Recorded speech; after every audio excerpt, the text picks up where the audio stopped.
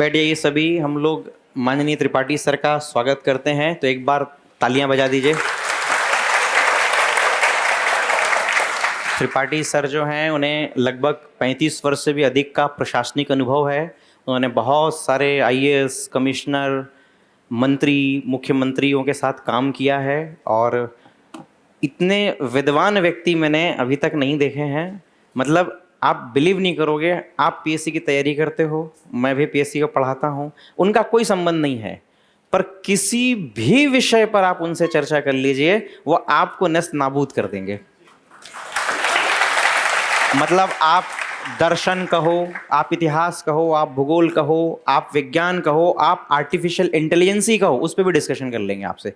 इतना अध्ययन करते हैं और इतनी बेहतरीन जीवन के प्रति समझ है। हम सब लोग प्रेरणा ले रहे हैं, सीख रहे हैं। आज आप भी अनुग्रहित होंगे तो आप भी सीखिए।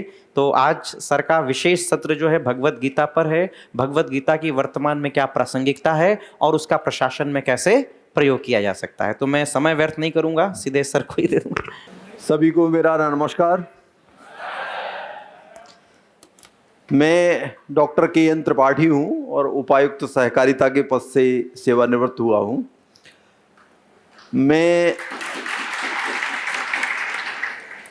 मैं ना तो गीता का कोई विद्वान व्यक्ति हूँ और ना ही वो गीता का प्रवाचक हूँ। बस ये समझ लो कि भगवान कृष्ण की कृपा से मुझे आज बोलने का सौभाग्य मिला है और आप लोगों को सुनने का सौभाग्य मिला है। भगवत गीता केवल एकमात्र ऐसा ग्रंथ है जो स्वयं भगवान के मुख से निसृत हुआ है। जितने भी जैसे वेद आपने पढ़े होंगे तो उनको कहा गया है कि ईश्वर वाक्य हैं, श्रुति परंपरा से एक ऋषि से दूसरे ऋषि तक पहुँचे हैं, नित्य हैं, इनका ना आदि है ना अंत है। जितने भी पुराण उपनिषद हैं वो किसी न किसी ऋषि ने लिखे गए हैं। गीता केवल एकमात्र ऐसा ग्रंथ है जो युद्ध के मैदान में भगवान कृष्ण ने अर्जुन को कहा है और स्वयं भगवान के मुख से कहा गया है। गीता में एक श्लोक है, मैंने आपको इसलिए श्लोक, क्योंकि मैं तो बोल लूँगा लेकिन आपको कुछ समझ में नहीं आएगा, इसलिए मैंने स्लाइड के माध्यम से इसमें लिखा है।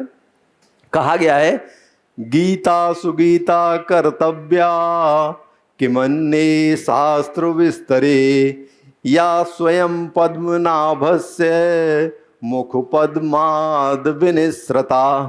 गीता सुगीता है। सुगीता मतलब है कि हृदय में धारण करने के योग्य है। और गीता सुगीता कर्तव्या किमन्ये शास्त्र विस्तरे, फिर किसी और शास्त्र की या किसी और ग्रंथ की पढ़ने की आवश्यकता नहीं है। किमन्ये शास्त्र विस्तरे या स्वयं पद्मनाभस्य, पद्मनाभस्य बोलते हैं भगवान विष्णु को, तो स्वयं भगवान विष्णु के मुख से ये जो है कही गई है। तो इसका प्रत्येक वाक्य जीवन में कुछ ना कुछ नीति का, कुछ ना कुछ प्रशासन का, कुछ ना कुछ अच्छे कर्म करने का हमको संदेश देता है। इस भाव से आज के लेक्चर में जो भी आपको समझ में आए वैसा आप ग्रहण करेंगे। दूसरी जो प्रमुख बात है, प्रशासन में गीता का क्या योगदान है। तो एक कहा गया है कि प्रशासन करने वाला जो व्यक्ति है उसको काम करते करते कुछ ना कुछ ऐसे कर्तव्य, कुछ ना कुछ कृत्य कहना चाहिए, कुछ ना कुछ अकृत्य, जैसे कर्म बोलते, विकर्म बोलते, दुष्कर्म बोलते, वो हो जाते हैं। क्योंकि संसारी सागर ऐसा है, जैसे कोई प्रशासक है वो पुजारी नहीं हो सकता। जैसे पुजारी आए तो जो भी आए तो प्रसाद ले जाओ, ले जाओ, तुम भी ले जाओ, तुम भी ले जाओ, तुम भी ले जाओ। प्रशासक के पास कोई आएगा तो किसी को डंडा मारेगा, किसी को प्रसाद देगा, किसी को प्रशस्ति देगा, किसी को दंड देगा। तो ऐसे में काम करते करते कुछ ऐसे भी निरपराध लोगों को हो सकता अपने से दंड मिल जाए, हो सकता है किसी गलत आदमी को अपने से प्रशंसा मिल जाए। बहुत सारे ऐसे काम हैं। इसलिए ये मानना, ये मिथ है कि गीता जब मरने के नज़दीक हो तब जो है आपको गीता पढ़ने की ज़रूरत है, ऐसा नहीं है। गीता जो है गृहस्थ का शास्त्र है। जैसे अर्जुन है, अर्जुन ने गृहस्थ जीवन का पालन करते हुए गीता का श्रवण किया है और गीता का पालन किया है। और इसके साथ ही जो है उसने जो है पूरे सब अपने जीवन को में विजय प्राप्त की है। तो ये भी कहा गया है प्रशासन में, नेक्स्ट स्लाइड इससे बदलेगी ना,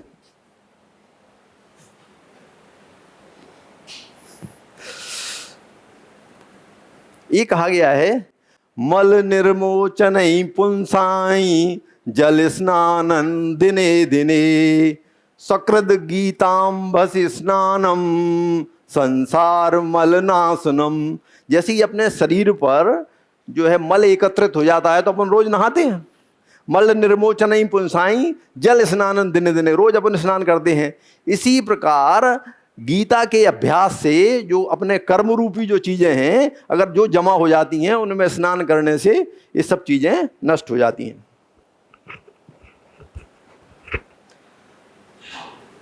तो प्रशासन में इन चीजों का गीता का बड़ा महत्व है। इसके बारे में हम एक एक करके अलग से चर्चा करेंगे। सबसे पहले ये बताएं, एक जिज्ञासा होती है, जैसे बोलते हैं ब्रह्म जिज्ञासा। अपने हिंदू धर्म की, हिंदू संस्कृति की ये विशेषता है। जैसे जितने और दूसरे धर्म हैं, इस्लाम कहता है कि कुरान पढ़ो, क्रिश्चियन धर्म कहता है बाइबल पढ़ो, बाइबल में जो लिखा है वो करो। अपने यहाँ ऐसा नहीं है। अपना धर्म बड़ा उदार है। जो कोई मंदिर जाए तो भी हिंदू है, ना जाए तो भी हिंदू है, इस देवता को माने उस देवता को माने तब भी हिंदू है, ना माने तो भी हिंदू है। तो इसलिए इनमें जो है जिस तरह का अपने धर्म का जो है जो ताना बाना है वो जो है वो अपने आप में उत्कृष्ट है। और केवल अपना धर्म ये सिखाता है कि ये व्यक्ति में जिज्ञासा होती है कि मैं कौन हूँ, मैं इस धरती पर किस लिए आया हूँ और मुझे कहाँ जाना है। साथ में ये भी जिज्ञासा उत्पन्न होती है कि अगर हमें कष्ट हैं तो इन कष्टों का कारण क्या है और इन कष्टों का निवारण कैसे होगा। ये प्रश्न जो है मनुष्य के मन में जो है उद्भूत होते रहते हैं और इनका समाधान जो है वो गीता में उपलब्ध है।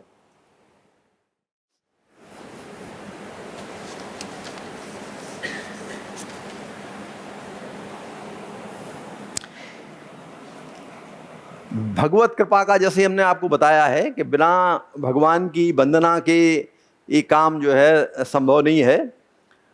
तो एक अच्छा सा श्लोक है, यम ब्रह्मा वरुणेन्द्र रुद्र मरुतस स्तुवन्ति दिव्यै स्तुवै देवै सांग पद क्रमोपनिषदैर् गायन्ति यं सामगा ध्यानावस्थित तद्गतेन मनसा पश्यन्ति यं योगिनो यस्यान्तन्न विदुःसुरासुरगणा देवाय तस्मै नमः।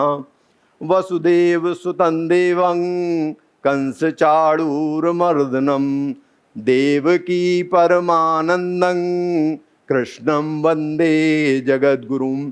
ये कहा गया है कि बिना किसी को गुरु माने, बिना अपने आप को किसी गुरु के समक्ष समर्पित किए हुए कुछ भी आप कुछ भी आप जो है ग्रहण नहीं कर सकते, प्राप्त नहीं कर सकते। तो भगवान कृष्ण को जो है अपने को गुरु मान करके ही जितने भी आचरण के या नीति के शास्त्र सीख सकते हैं वो अपने को सीखना चाहिए। अब चर्चा करते हैं हम लोग प्रशासन में गीता का क्या महत्व है और प्रशासन में कैसे उपयोगी है गीता का ज्ञान। तो सर्वप्रथम जो है हम बात करते हैं, गीता में ये कहा गया है कर्तापन का अभाव। जैसे कहते हैं मैंने ये किया, मैंने परीक्षा पास कर ली, मैंने इसको जो है मार दिया, मैंने जो है अपना मकान बना लिया, मैंने गाड़ी खरीद ली, मैंने ये कर लिया। एक होता अहंकार। तो जो व्यक्ति जो है जो मैं जो है जीता है वो सही व्यक्ति नहीं है। गीता में ये कहा गया है ब्रह्मण्याधाय कर्माणि संगं त्यक्त्वा करोति यः लिप्यते न स पापेन पद्मपत्रमिवाम्बसा। मतलब जितने भी आप कर्म करते हो वो कर्म जो है ब्रह्मणाधाय मतलब परमात्मा को समर्पित करके अपने को सभी कर्म करना चाहिए। संगं त्यक्त्वा करोतिया, आसक्ति से रहित कर्म करना चाहिए। किसी चीज में यदि अपनी आसक्ति होगी, अगर अपन उसको चाहेंगे तो फिर अपना कर्म जो है वो खराब होगा। लिप्यते न सपापेन पद्म पत्र मीमांसा, जैसे कमल का जो पत्ता होता है ना और पानी होता है, आपने देखा होगा कभी तालाब में पानी की बूंदें कमल के पत्ते पर जब पड़ती हैं तो वो पारे जैसी इधर उधर घूमती रहती हैं, लेकिन उससे चिपकती नहीं है। तो अपने को जो कर्म है वो वैसे ही करना चाहिए जैसे कमल के पत्ते पे पानी रहता है ना, उससे बिना आसक्ति के, बिना कर्ता भाव के, बिना इसके के ये सब मैंने किया है। एक और ईशोपनिषद है, ईशोपनिषद में कहा गया है कि ईशावास्य मिदम सर्वम यत्किंचिम जगत्याम जगत तेन त्यक्तेन भुंजी था। मतलब संसार में जितने भी जड़ पदार्थ हैं, जितने भी चेतन पदार्थ हैं, उन सभी में तू भगवान का वास मान, और इस पृथ्वी के जितने भी संसाधन हैं उनका प्रयोग तू त्याग पूर्वक कर। मतलब जितना जरूरत है उतना ले लो। गांधी जी भी यही कहते थे, जितना आपको जरूरत है, ट्रस्टीशिप का सिद्धांत यही था, जितना आपको जरूरत है उतना ले लो और बाकी का बाकी जो है दूसरे के उपयोग में, जिसकी जरूरत है उसके उपयोग में आना चाहिए। तो गीता का सर्वप्रथम प्रशासन का बात यह है कि कर्तापन का, मैं का भाव जो है व्यक्ति में नहीं होना चाहिए। दूसरा जो प्रशासन की चीज है, वो महत्वपूर्ण चीज है, वो समत्व की है। सब में समान भाव से अपने को, हर एक को जो है समान भाव से देखना चाहिए। जैसे कहा गया है, योगस्थ कुरु कर्माणि संगं त्यक्त्वा धनंजया सिद्ध्य सिद्धयो समो भूत्वा समत्वं योग उच्यते। मतलब संगं त्यक्त्वा धनंजय, मतलब आसक्ति को, धनंजय मतलब होता है अर्जुन, आप जो है आसक्ति को त्याग दो। योगस्थ कुरु कर्माणि, कर्म को योग की तरह करो। सिद्ध सिद्धयो समो भूत्वा, मतलब सिद्धि में, सफलता में, असिद्धि में, असफलता में समो भूत्वा, समान रहो। समत्वं योग उच्यते, वही जो है सही योग है। तो जैसे आजकल के आपने कंपटीशन के जीवन में देखा होगा कि लोग बाग जो है अपनी असफलता से काफ़ी निराश हो जाते हैं और ऐसे कदम उठा लेते हैं जो कि उन्हें जो है नहीं उठाना चाहिए। तो गीता में इसके बारे में मैं चूँकि फेसबुक पे भी कुछ ना कुछ लिखता रहता हूँ, मैं बीच में इसलिए कह रहा हूँ कहीं आपको ज़्यादा एकदम गूढ़ अर्थ ना लगे, आपको बड़ा क्लिष्ट विषय ना लगे। तो मैंने ये लिखा था, असफलता तू दूर चली जा, हट जा दूर निराशा, तुझ में उतनी आग नहीं है जितनी मुझ में आशा।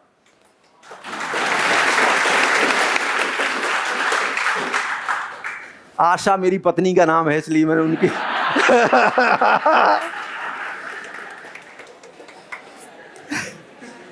तो उनके सम्मान में एक दिन मैंने इसे लिख दी थी। ठीक है, तो ये कहा गया कि अर्जुन को कि जितना भी जो प्रशासन में जो व्यक्ति है उसको, आपको बोर ना हो आप, इसलिए मैं बीच बीच में आपको गीता छोड़ करके थोड़ा थोड़ा कभी कभी चला जाया करूंगा। तो इसमें जो है समत्व का भाव रखना चाहिए, ताकि जो है प्रशासन में हर एक आदमी को अगर अपन समान मानेंगे तो अपन ज़्यादा सफल प्रशासक होंगे। अब जो भी अपन पद प्राप्त करते हैं उस पद की क्या योग्यताएं होना चाहिए प्रशासक की, उसके बारे में गीता में ये कहा गया है, निर्माण मोहाजित संग दोषा अध्यात्म नित्या विनिवृत्त कामा द्वंद्वैर विमुक्ता सुख दुख संगैर गच्छन्त मूढ़ा पद्मं व्ययन्तत्। निर्माण मोहा जित संग दोषा, निर्माण मान, नी माने नहीं, मान माने प्रतिष्ठा। जिसको जो है, जिसको प्रतिष्ठा में भी जिसको अहंकार ना हो, जित संग दोषा, आसक्ति का दोष जिसमें ना हो, अध्यात्म नित्या, इनने कुछ टाइप गलत कर दिया है तो इसलिए आप जो है इस पर मत जाना। अध्यात्म नित्या, अध्यात्म नित्या का मतलब होता जो अध्यात्म में जिसकी रुचि हो, विनिवृत्त कामा, कामनाओं से जो निवृत्त हो चुका हो, इच्छाओं से जो निवृत्त हो चुका हो। इच्छाएं ही मनुष्य को कर्मठता सिखलाती और जहां न जाते पग मनुष्य के इच्छाएं ले जाती। ठीक है।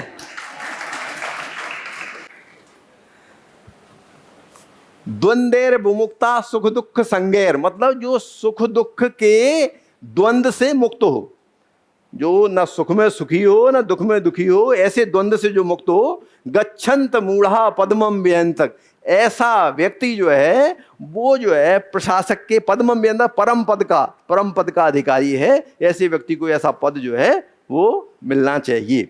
व्यक्ति जो है कौन कौन से गुणों से विभूषित होना चाहिए, उसमें क्या गुण होना चाहिए, तो उसके बारे में अध्याय 12 में जो गीता में जो है कहा गया है। मैं कोई संस्कृत का विद्वान नहीं हूँ, लेकिन मैंने संस्कृत जो है ऑनलाइन सीखी है, अभी रिटायरमेंट के बाद सीखी है।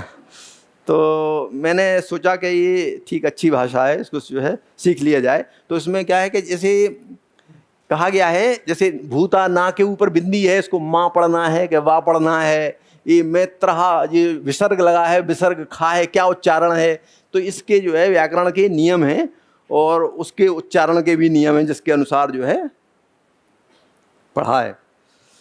तो ये कहा गया कि अद्वेष्टा सर्वभूतानां मैत्र करुण एव चा निर्ममो निरहंकार सम दुख सुख क्षमी। मतलब जो संस्कृत में है सभी प्राणियों को कहा गया भूत, सर्वभूतानाम, सभी प्राणियों में। अद्वेष्टा माने जो सभी प्राणियों में से द्वेष ना रखे, आ माने नहीं, जो ना रखे। सर्व अद्वेष्टा सर्वभूतानाम मैत्रक, जो मैत्री को पसंद करे, जिसमें करुणा हो। निर्ममो, जिसमें जो है निरहंकार, जिसमें अहंकार ना हो। और सम और जो सुख और दुख में जो है वो क्षमावान हो और सम हो। ऐसे व्यक्ति को जो है अच्छे व्यक्ति के गुण जो है ऐसे व्यक्ति में होते हैं।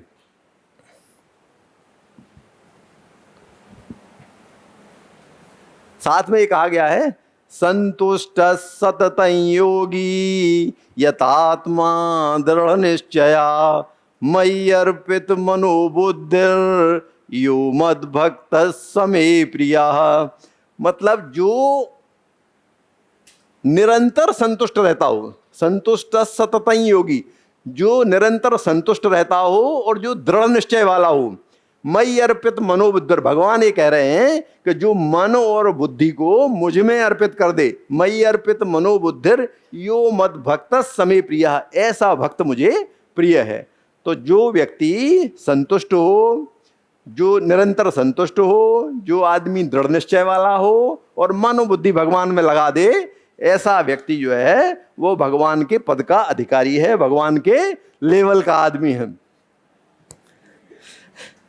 एक और श्लोक था, समशत्रौ च मित्रो च तथा मानापमानयो शीतोष्ण सुख दुखेषु समसंग विवर्जिता। समशत्रौ च मित्रे च, शत्रु में मित्र में सब में समान हो। तथा मानापमानयो, तथा मान में और अपमान में भी जो जिसको कोई फर्क नहीं पड़ता हो, ऐसा व्यक्ति हो। शीतोष्ण सुख दुखेषु, जो सुख और दुख में समान हो। समसंग विवर्जिता, और जो जिसमें आसक्ति ना हो, ऐसा व्यक्ति होना चाहिए। मैं कोई पढ़ाने वाला प्रोफेसर नहीं हूँ, तो इसलिए जो है ना पढ़ाने का मुझे कोई अंदाजा है, इसलिए हमारे पढ़ाने में कोई मेथड में गलती हो सकती है। लेकिन जो है मैं कोशिश ये कर रहा हूँ कि जो मैं बताना चाह रहा वो आप तक पहुँच जाए बस। जीवन में जो व्यक्ति है बहुत सारे काम करता है, पढ़ने के लिए आता है, शहर में आता है, प्रेम करता है, विवाह करता है, बहुत सारी नौकरी करता है, छोड़ता है, लड़ता है, किसी से मित्रता करता है।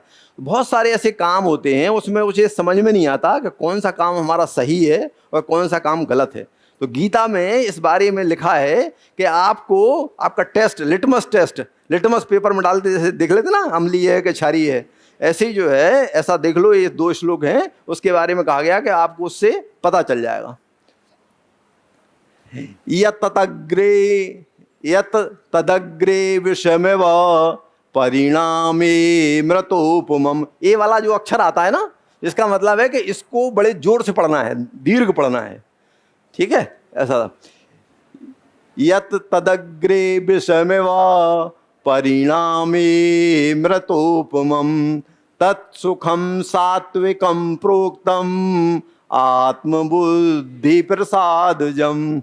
मतलब कोई भी काम तदग्रे विषमेव, जो शुरू करने में तो विष जैसा लगे, मतलब जिनमें करने में आपको भारी परेशानी हो, आपको कष्ट हो, लेकिन परिणामे मृतोपमम, लेकिन उसका परिणाम जो है वो सुखकर हो, अमृतपूर्ण तरीके के हो।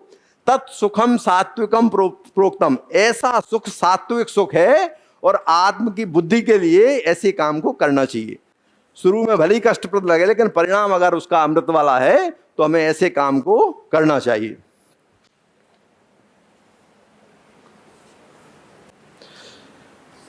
और दूसरे प्रकार के काम में कहा गया है विषयेन्द्रिय संयोगाद यत्तदग्रे मृतोपमम परिणामे विषमेव तत्सुखम राजसंस्पम।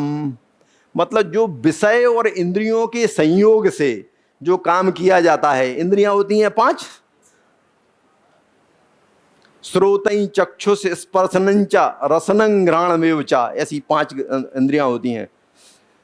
विषय इंद्रिय, इन इंद्रियों की वजह से मन जो है इनके ऊपर बैठा रहता है, इन 5 इंद्रियों के ऊपर। मन इन इंद्रियों से काम कराता है, ऐसा कर, अब तू ऐसा कर। तो विषय और इंद्रियों के संयोग से जो भी काम किया जाता है वो अगर शुरू में तो अच्छा लगे, तदग्रे मृतोपमम, करते समय तो अमृत जैसा लगे, और परिणाम विषमेव, लेकिन उसका परिणाम जो है वो खराब हो, विष सदृश हो, तो ऐसे सुख को राजसक कहा जाता है और त्यागने के लिए कहा जाता है। तो ये 2 चीजें जो है गीता में सुख के बारे में लिखी हैं कि कैसा होना चाहिए।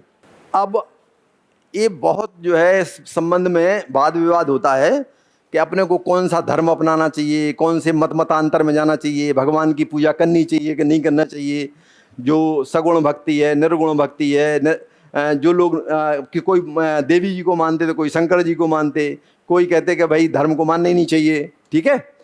तो ऐसे जो है ऐसे किंग कर्तव्य विमूढ़ता की स्थिति में भगवान ने गीता में बड़ा अच्छा कहा है।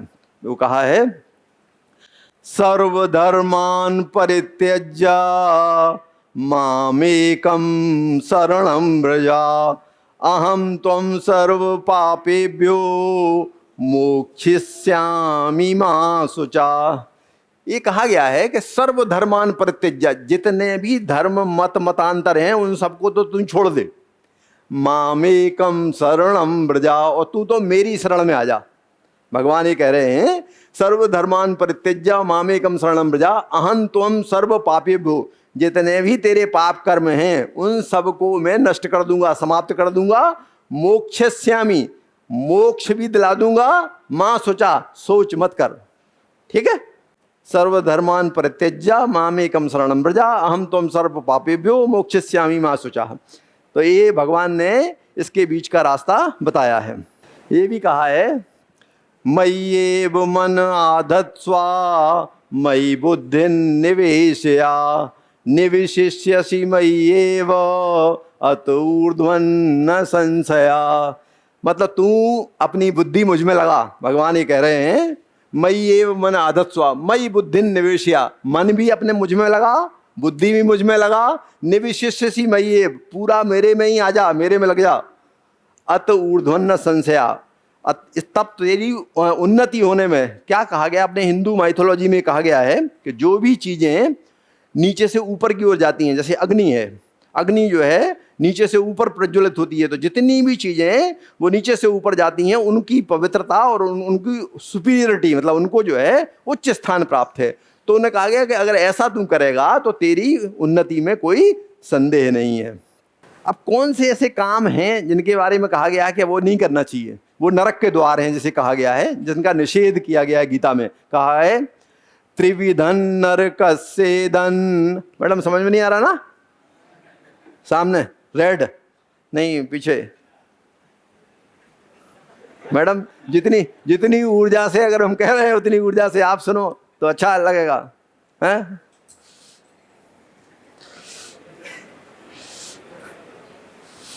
ये किसी ने कहा है, कवि ने, कि ध्यान से सुनो फिर उसको मन में गुनो, अगर मन में गुनोगे तो कुछ पा जाओगे, वरना हम तो हैं पंछी, अपनी बोली बोलेंगे वो बोल के उड़ जाएंगे अपने का।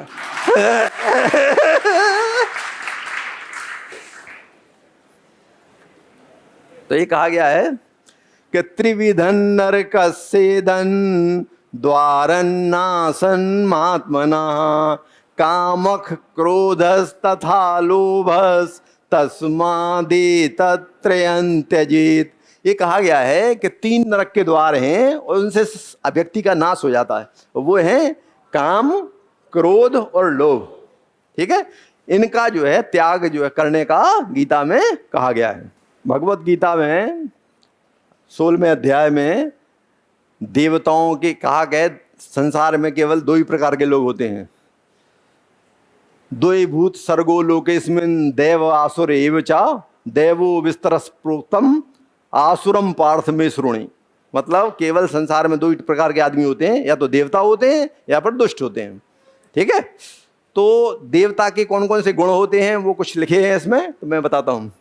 अभयम सत्व संशुद्धिर ज्ञान योग व्यवस्थिति दानंदमश्च यज्ञश्च स्वाध्यायस्तप आर्जवम। एक और था इसमें दूसरा,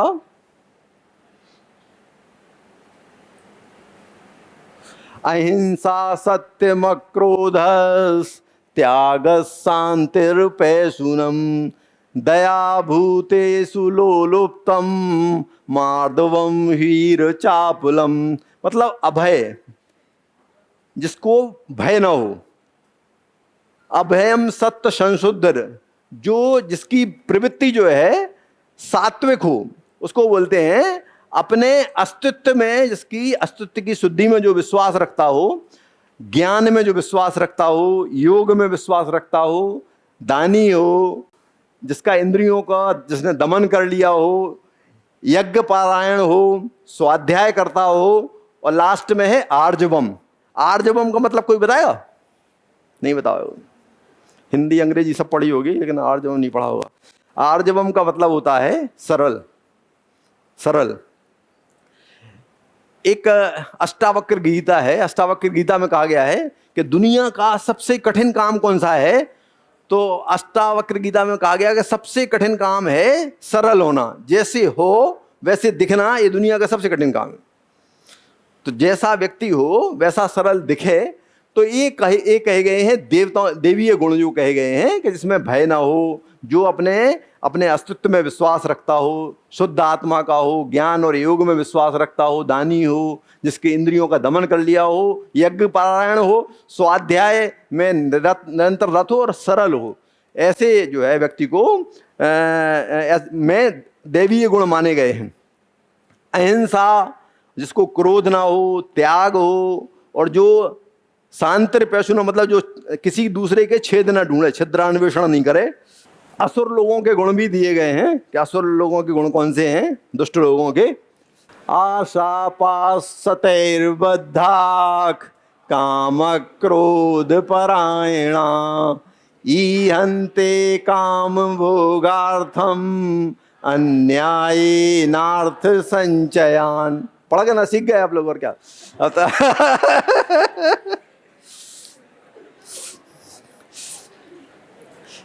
आशा पास सतैर्बद्धा, इसका मतलब होता है जो आशा के सहस्त्रों पास में जकड़ा हुआ हो, जिसको हमेशा ये इच्छा बनी रहती हो कि अब ये मिल गया तो अब ये और मिल जाए, इसके आगे और मिल जाए। आशा पास, आशा के पास में, पास माने होता बंधन। आशा पास सतैर्बद्धा, सतैर माने हजारों फांस जो है आशा की फंसी हुई है। आशा पास सतैर्बद्धा काम क्रोध प्राणा, जो काम और क्रोध के बसीभूत होके काम करता हो। ईहन्ते काम भोगार्थम, और काम में भोग, काम के भोग में लगा रहता है। अन्याय नार्थ संचयन, और अन्याय पूर्वक धन का संचय करता है। ये जो है असुर है। जैसे अब धन की बात आई तो मुझे एक याद आई, अब्दुल रहीम खान खाना थे, आपने हिस्ट्री पढ़ी होगी खूब। तो अब्दुल रहीम खान खाना जो है वैसे थे तो फारसी के विद्वान थे, लेकिन हिंदू माइथोलॉजी में उनकी बड़ी रुचि थी। और वो जो है उन्होंने कहा है कि लक्ष्मी के बारे में, लक्ष्मी को बोलते हैं कमला। तो उन्होंने एक दोहा लिखा था, उस दोहे में कहा था, कमला थिर न रहीम कहे यह जानत सब कोय, और पुरुष पुरातन की बधू क्यों न चंचला होए। मतलब विष्णु भगवान बहुत प्राचीन देवता हैं, काफ़ी एजेड वृद्ध देवता हैं, और लक्ष्मी यंग हैं, उनकी पत्नी हैं, तो वो चंचला क्यों नहीं होंगी, इधर उधर क्यों नहीं जाएंगी, लोग कहेंगे कि हमारे पास आ जाए। दूसरे दोहे में वो कहा गया है कि कमला थिर न रहीम कहे यह जानत सब कोय, और दूजे को अपनी कहे क्यों न फजीता होए। मतलब है तो विष्णु भगवान की पत्नी और तुम्हें कहते हो लक्ष्मी आजा आजा आजा मेरे पास, तुम्हारा फजीता होना तय है।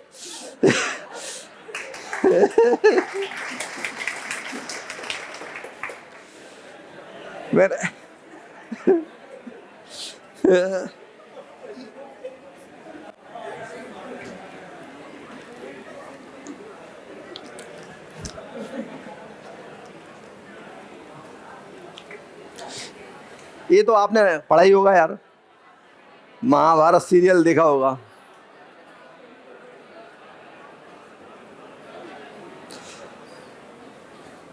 कर्म के बारे में गीता में कहा गया है कि कर्म तो करना है, लेकिन उसके फल की इच्छा नहीं करनी है। कर्म किए जा फल की इच्छा मत कर रहे इंसान है। फिल्म वाला कम से कम वो तो फिल्मी गाना तो याद हो गई होगा, संस्कृत का श्लोक अगर याद ना हो भले ही। कर्मण्येवाधिकारस्ते माँ फलेषु कदाचन माँ कर्म फल हेतुर्भू माँ ते संगोस्त कर्मणि। ये इसकी भा की रा पहले पढ़नी है यहाँ, कर्म फल हेतुर्भूर माँ ते संगोस्त कर्मणि।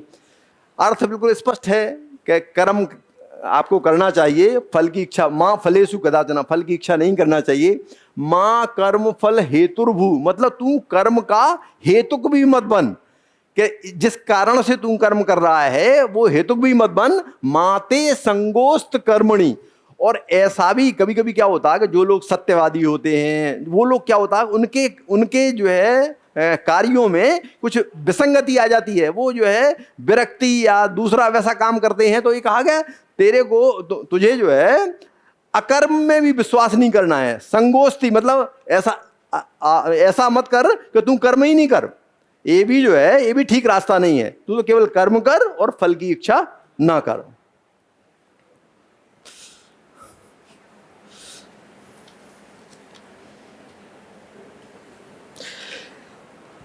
साधनों की पवित्रता में आपने गांधी जी को पढ़ा होगा, बहुत सारे और दार्शनिक पढ़े होंगे।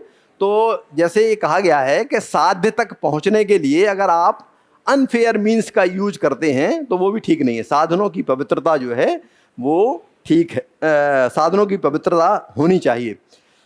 तो जैसे हमने अभी बताया था कि एक तो देवी गुण होते हैं, दूसरे आसुरी गुण होती हैं। तो इसमें ये कहा गया है गीता में कि देवी संपद विमोक्षाय निबंधाया सुरी मता। मतलब जो देवी गुणों से संपन्न जो व्यक्ति हैं या उन गुणों का आश्रय लेकर के जो संपत्ति संचय करते हैं, वो संपत्ति आपके काम आएगी और आपको मोक्ष दिलाएगी, आपकी मुक्ति का मार्ग दिलाएगी।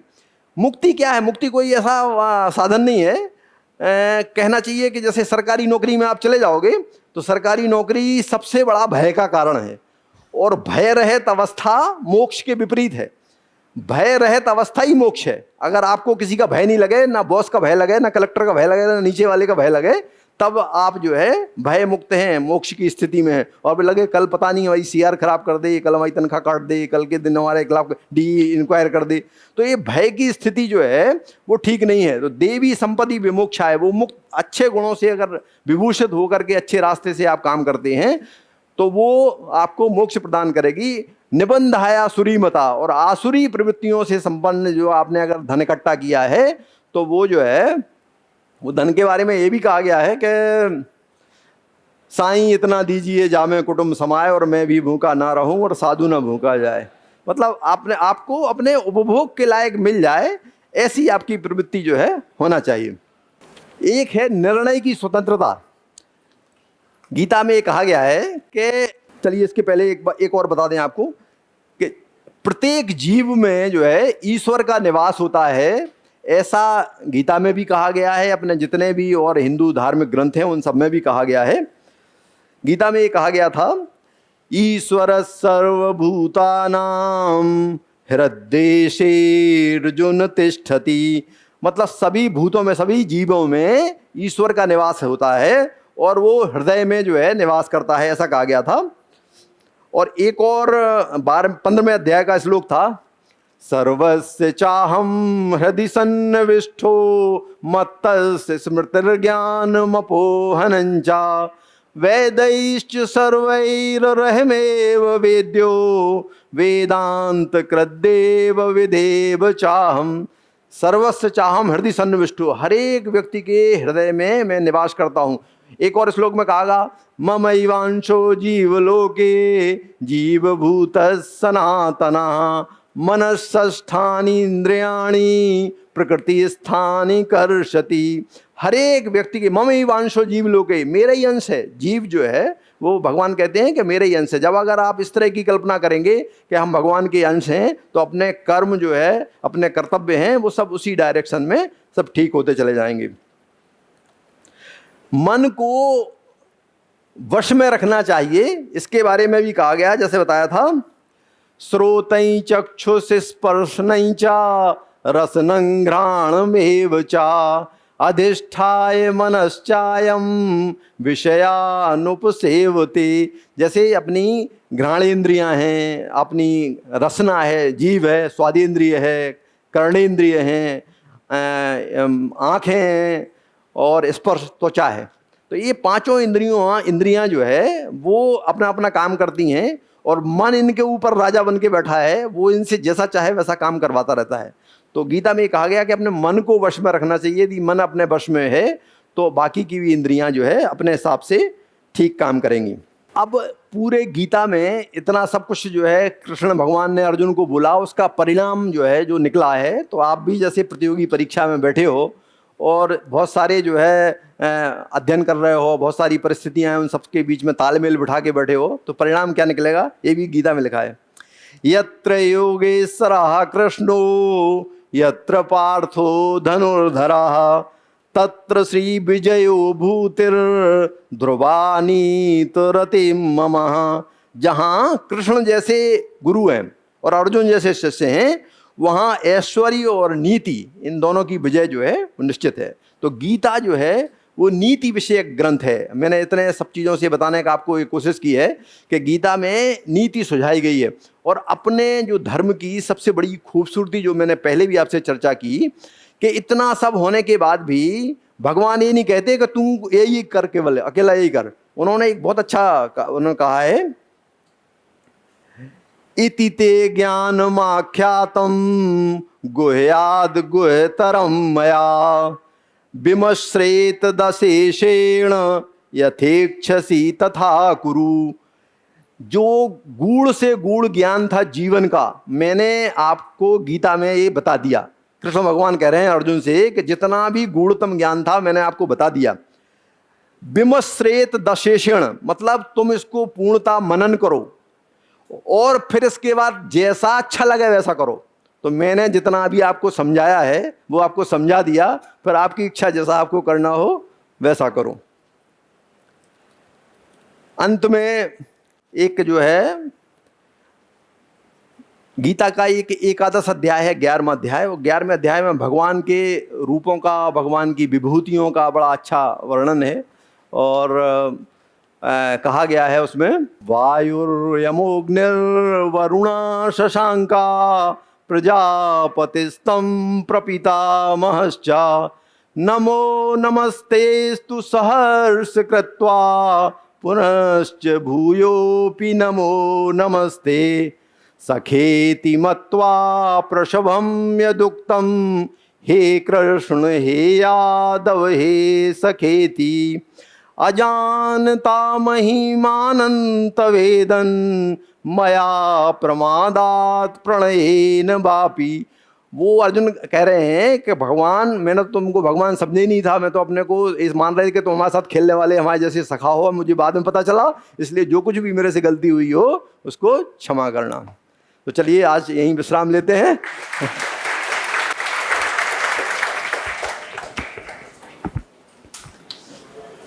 योगेशं सच्चिदानंदं वासुदेवं व्रजप्रियं धर्म संस्थापकं वीरं कृष्णं वंदे जगद्गुरुं।